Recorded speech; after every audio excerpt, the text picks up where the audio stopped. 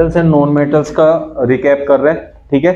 आप लोगों को जिसको भी आंसर आते हैं अपने आंसर देना, जिसको नहीं आते हैं वो वेट करना आंसर का, ठीक है। तो सबसे पहले क्वेश्चन है डिफाइन मेटल्स। मेटल्स क्या होते हैं? तो जो भी सब्सटेंस इलेक्ट्रॉन लूज करते हैं, जो भी सब्सटेंस इलेक्ट्रॉन लूज करते हैं मतलब इलेक्ट्रॉन डोनेट करते हैं, जिनकी आउटर मोस्ट सेल में इलेक्ट्रॉन होते हैं जो कि एक्स्ट्रा होते हैं, दूसरों को दे देते हैं, उनको कहते हैं मेटल्स। वो जब भी ऐसा करते हैं तो उन पे पॉजिटिव चार्ज आता है। भाई ऐसे याद रख लो, पॉजिटिव का मतलब क्या होता है? हम बहुत पॉजिटिव है तो दूसरों को अपने विचार देंगे ना पॉजिटिव होके, तो मतलब पॉजिटिव होने का मतलब हम दूसरों को दे रहे हैं, तभी हमारे पास पॉजिटिव चार्ज आएगा। तो ऐसे आप याद रख सकते हो। तो metals are positively charge substances. Metals are positively substance charges. तो जब भी किसी को भी इलेक्ट्रॉन देते हैं तो वो बन जाते हैं आयंस। क्या बन जाते हैं? आयंस। तो हम इनको पॉजिटिव आयंस भी कहते हैं। समझ में आ गया? किसी को कोई डाउट है? Name a metal which can be cut with knife, जिसको हम नाइफ से कट कर सकते हैं। तो सोडियम, पोटेशियम, है ना, ये हम एग्जाम्पल में रख सकते हैं। तो उसने एक पूछा था तो सोडियम आप लोग लिख सकते हैं, वो मोस्ट कॉमन है। नेक्स्ट क्वेश्चन है name two metals which do not react with oxygen, जो ऑक्सीजन से रिएक्ट नहीं करते। तो ऑक्सीजन से रिएक्ट नहीं करने का मतलब क्या होता है कि नॉट रिएक्टिव। भाई ऑक्साइड सबसे ज्यादा बनता है, तो ऑक्सीजन से रिएक्ट ही नहीं कर रहे तो उनको क्या कहेंगे? नॉन रिएक्टिव, है ना। तो नॉन रिएक्टिव कौन होते हैं? Noble metals. और नोबल मेटल्स में कौन आता है? गोल्ड और सिल्वर। और उनको नोबल मेटल्स बोला ही इसीलिए जाता है क्योंकि वो किसी से भी रिएक्ट नहीं करते, लाइक नोबल गैसेस। ठीक है, समझ में आ रहा है? नेक्स्ट क्वेश्चन है what type of oxides are formed when metals combined with oxygen. जब भी मेटल ऑक्सीजन के साथ कंबाइन होते हैं, कौन से वाला? बेसिक या एसिडिक? बेसिक। जब भी मेटल ऑक्साइड कंबाइन करता है, मतलब मेटल कंबाइन करता है ऑक्सीजन के साथ, मेटल ऑक्साइड बनाता है, तो उसका जो नेचर होता है वो होता है बेसिक। तो बेस की तरह बिहेव करता है, ना कि एसिड की तरह। तो बेसिक ऑक्साइड्स बनाते हैं मेटल्स, कब? कंबाइन होके ऑक्सीजन के साथ। समझ में आ रहा है? जैसे ऐसे क्वेश्चन करेंगे तो फटाफट से चैप्टर भी रिकैप हो जाएगा, क्वेश्चंस भी आ जाएंगे और इन्हीं से मिलके बड़े क्वेश्चंस बनते हैं। कहीं ना कहीं आपको हर तरीके से हेल्प मिलेगी। Name two metals which are best conductors of heat. Metals की बात करते हैं और बेस्ट कंडक्टर चाहिए, तो कौन कौन से होते हैं? Silver and copper. Silver and copper, तो they are best conductors of heat. ठीक है बेटा, तो मेटल्स वैसे भी गुड कंडक्टर ऑफ हीट होते हैं, बट ये बेस्ट है। लेकिन पुअर कंडक्टर ऑफ हीट की बात अगर हम करें किस में से? मेटल्स में से, तो that will be exceptions. That will be exceptions. तो वो कौन कौन से हैं? जो नेक्स्ट क्वेश्चन है वो है name two metals which are poor conductors of heat. तो lead and mercury. Lead and mercury इसका एग्जांपल हम लोग रख सकते हैं। ठीक है बेटा, नेक्स्ट क्वेश्चन में आता है name a non metal which is in liquid state. Name a non metal which is in liquid state as well as metal which is in liquid state. दोनों को बताओ। नॉन मेटल जो liquid state में मिलता है, bromine, है ना, और मेटल जो लिक्विड स्टेट में मिलता है, मर्क्यूरी। समझ में आ गया? Non metals are non lustrous. भाई नॉन मेटल क्या होते हैं? नॉन लस्ट्रस होते, चमकीले तो होते नहीं है, डल होते हैं दिखने में। अपीयरेंस उनका क्या होता है? डल अपीयरेंस वाले होते हैं। लेकिन उनके एक्सेप्शंस की जब बात करते हैं तो एक्सेप्शंस में वो कह रहे हैं name the non metal that is lustrous. आप बताएं। Iodine. Iodine is lustrous non metal. Diamond में जब लाइट एंटर करती है तो वो टोटल इंटरनल रिफ्लेक्शन होके चमकता है, वैसे वो लस्ट्रस नहीं होता है। ठीक है बेटा, समझ में आया? Which what are such metals called which are soft, can be cut with knife, low density and low melting point। मतलब मेटल्स की बात कर रहे हैं। जनरली मेटल्स का जो मेल्टिंग पॉइंट होता है वो हाई होता है, वो हार्ड होते हैं, और क्या होता है, और वो सॉफ्ट नहीं होते हैं, हार्ड होते हैं। ठीक है, लेकिन इसमें आपसे पूछा है what are such metals called which are soft। Exception हो गया एक तरीके से। Can be cut with knife, low density, जबकि हाई डेंसिटी के होते हैं, एंड लो मेल्टिंग पॉइंट। तो एग्जाम ऐसे ऐसे जो भी मेटल होंगे तो उनको कौन सा मेटल बोला जाता है? Alkali metals. क्या बोलते हैं? Alkali metals. तो उसमें हम किस किस को ले सकते हैं? सोडियम, पोटेशियम, लिथियम, है ना। सोडियम, पोटेशियम, लिथियम, वो मैलेबल में आएंगे, है ना। समझ में आ गया? ले लेते हैं उसको भी। हम कहें कि name two metals with very low melting point. ऐसे दो मेटल्स बताने जिनका मेल्टिंग पॉइंट बहुत कम है। तो मेल्टिंग पॉइंट बहुत कम किनका होता है? Gallium, caesium. Gallium, caesium. तो ये दो मेटल आप लोग हमेशा इसके लिए याद रख सकते हैं। नेक्स्ट क्वेश्चन में कह रहा है कि दो एलोट्रोप्स बताने हैं कार्बन के। तो कार्बन के एलोट्रोप्स में कौन कौन होता है? 3 एलोट्रोप्स होते हैं, डायमंड, ग्रेफाइट, बकमिंस्टर फुलरेंस। इसमें 2 पूछे हैं तो डायमंड एंड ग्रेफाइट बताओगे, मोस्ट कॉमन जो है वो ही यूज होता है। ठीक है बेटा।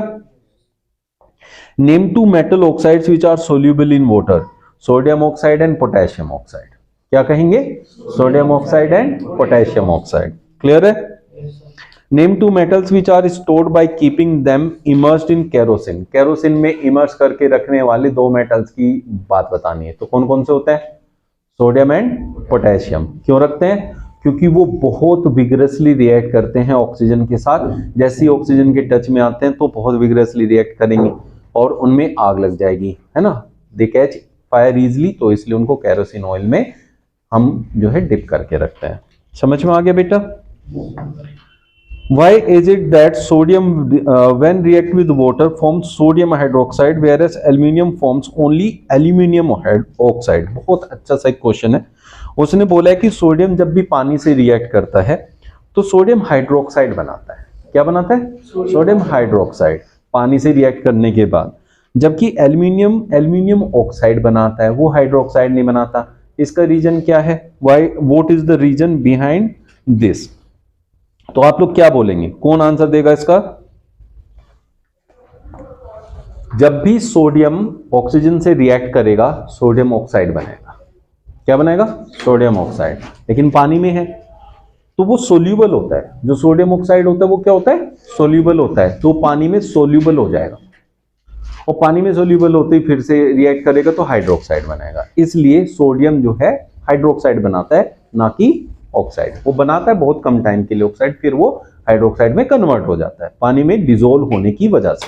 तो sodium oxide is soluble in water, ये इसका रीजन हो गया। जबकि एल्यूमिनियम ऑक्साइड बनाने के बाद डिसोल्व नहीं होता है तो इसलिए हाइड्रोक्साइड नहीं बना पाता है। ठीक है ना बेटा? किसी को कोई प्रॉब्लम है? Magnesium when react with hot water starts floating. Explain. जब मैग्नीशियम रिएक्ट करता है हॉट वाटर से तो वो फ्लोट करने लगता है पानी के ऊपर। ऐसा क्यों है उसने पूछा है।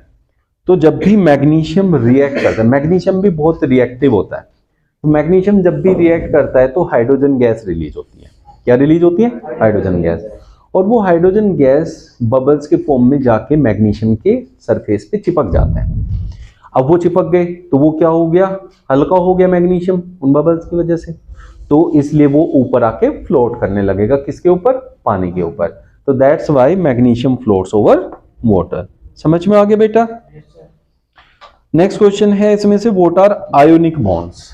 What are ionic bonds? अभी थोड़ी देर पहले आप लोगों को क्या समझाया था कि जो बॉन्ड इलेक्ट्रॉन देते या लेते हैं वो आयंस बना लेते हैं। तो इलेक्ट्रो और उसी बॉन्ड को हम इलेक्ट्रोवैलेंट बॉन्ड कहते हैं। क्या कहते हैं? Electrovalent bond. Complete transfer of electrons होता है, या तो कंप्लीटली दे देगा या ले लेगा। शेयरिंग नहीं करता है। जब शेयरिंग करेगा तब कोवैलेंट बॉन्ड होगा। तो यहां होता है इलेक्ट्रोवैलेंट बॉन्ड।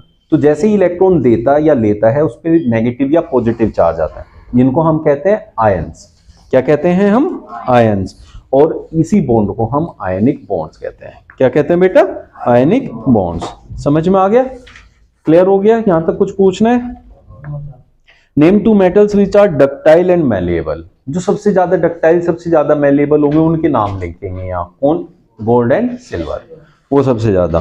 भाई एक छोटा सा सिल्वर गोल्ड ले लो और उसको अगर आप मैलेबल करते जाओ तो उसमें से 1 किलोमीटर लंबा वायर बन सकता है।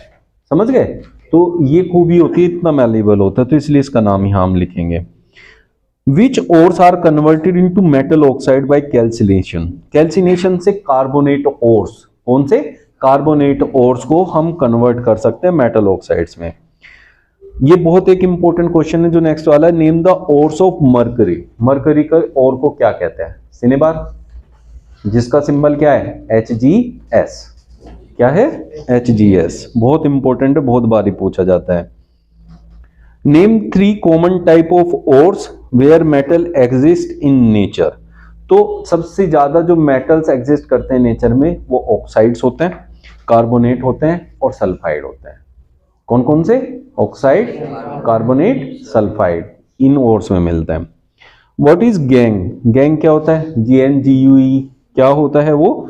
गैंग होता है जो ओर है हमारे पास, उसमें जो इंप्योरिटीज प्रेजेंट होती हैं उन सबको क्या कहते हैं? गैंग कहते हैं। भाई इंप्योरिटीज गैंग के फॉर्म में ही तो रहती है इकट्ठा, है ना। What is concentration of ore? Concentration of ore क्या होता है?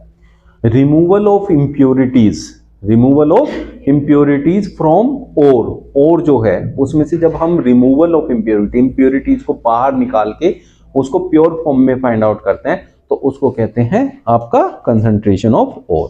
समझ में आ गया? What are 2 types of reducing agents used to reduce metal oxide? Metal oxides को क्या करने के लिए, रिड्यूस करने के लिए कौन से 2 टाइप के रिड्यूसिंग एजेंट्स का यूज होता है बेटा? बताएगा कोई? बताएगा? तो एक तो इसमें होता है कार्बन, ठीक है। क्या होता है? कार्बन। और हाईली रिएक्टिव मेटल्स जो होते हैं, 2 चीजें लेनी है, कार्बन, एक हाईली रिएक्टिव मेटल्स। तो हाईली रिएक्टिव मेटल्स में तो हम सोडियम ले सकते हैं, कैल्शियम ले सकते हैं, मैग्नीशियम ले सकते हैं ना, तो वो ले सकते हैं। तो ये 2 रिड्यूसिंग एजेंट्स होते हैं जो कि मेटल ऑक्साइड्स के केस में यूज किए जाते हैं। समझ में आ गया बेटा? बाकी हम कल करेंगे।